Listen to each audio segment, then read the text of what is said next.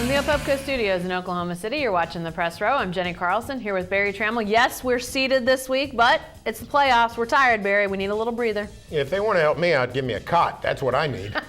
Naps are later. 5-5 is right now. Here we go, Barry. First topic. MVP of the Thunder-Spurs series. Who is it? Well, I mean, I thought of a really, in-depth answer, a mysterious, a curveball answer, and then I came up with number 35, Kevin Durant.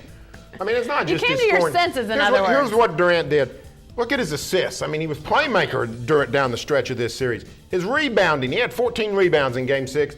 And then against two really good defenders, Kawhi Leonard and Steven Jackson, he scored consistently and often, always with solid field goal percentage. He just played top-shelf basketball. Yeah, I mean, you can talk about role players, and rightfully so. There were some really great moments for the role players in this series. But when it came down to it, Kevin Durant made the difference. You know, you said what's gonna sway this series potentially, and to me, it was Kevin Durant. You know, who has the best player?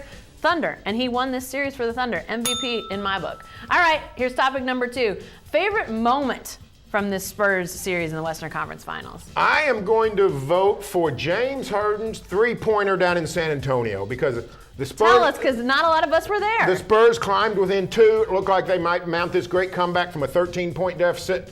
And James Harden, with the shot clock running down, steps in the circle, back behind the arc, launches a 3 over Kawhi Leonard, and swish, and the air went out of the building. The air went out of the building, and you could sense at that moment that San Antonio fans realized it's over for us. You know, you had an air went out of the building moment. To me, my favorite moment of the series was when I thought the roof might come in on the peak on Wednesday night. Those last 15 or so seconds when the Thunder James Harden gets the rebound, he gets fouled, and it's like people realize it's right there for the taking. To me, that was the moment of the series. It got so loud.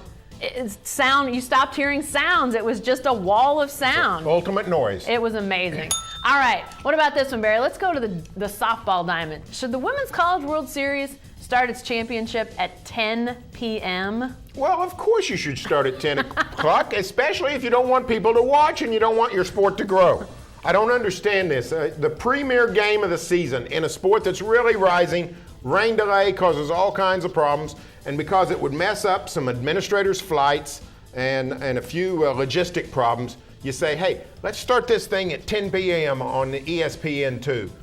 Bad decision. This is not the decision of a sport that's wanting to market itself. Yeah, unbelievable, because really ESPN and what they've done for softball with putting every game on their networks, I mean, they've done so much to get the sport out there. And then to have these two teams, Oklahoma and Alabama, really offensive-minded teams, fun series, the first 2 games of this best-of-3 series, and then to play that deciding game starting at 10 o'clock, Barry. Maybe they were trying to get the Thunder crowd to turn over in time to watch, but just a ridiculous decision. They should have played it Thursday night. Horrible decision. All right, what about this one, Barry? Hey, what in the world is in Justin Blackmon's future?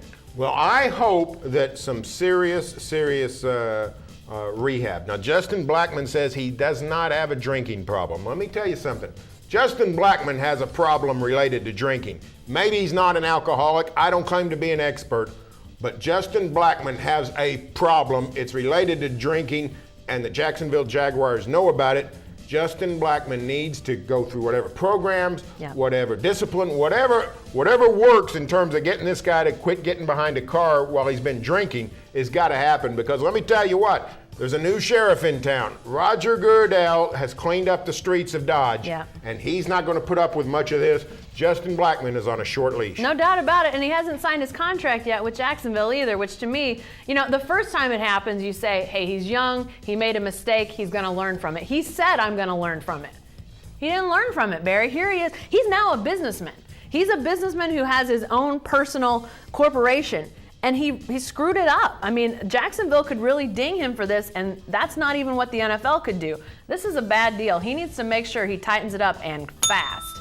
All right, one more Cowboy. We're wondering what's in his future. What about Herschel Sims? What in the world's in his future, Barry? Well, I feel much more pessimistic about Herschel Sims than I do Justin Blackmon, because Herschel Sims is accused of stealing money from a teammate.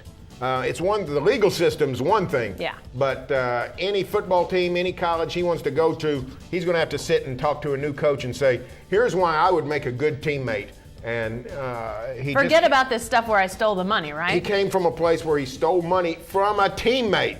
So he's got a tough sell because it's not just the legal issue. Yeah. It's the team issue, and can he be trusted as a teammate? Well, and it's crazy. There's talk that this was a misunderstanding. I don't know, but he's been charged with some things, and OSU said goodbye to him. I think that's a decision they had to make. And Herschel Sims comes in as one of the most ballyhooed recruits they'd had, and this is at a time when they are getting guys of his caliber, Barry. And so for him to then have this issue and really, have minimal impact on this program. He's going to need to look high and low for a program that's going to give him a shot. Who gives him a shot now? I don't know. There are some programs that will. That will, yeah. I don't know who they are either, but it's not Oklahoma State. Definitely not. Hey, be sure to stay with the best coverage team anywhere at newsok.com and every day in the Oklahoman.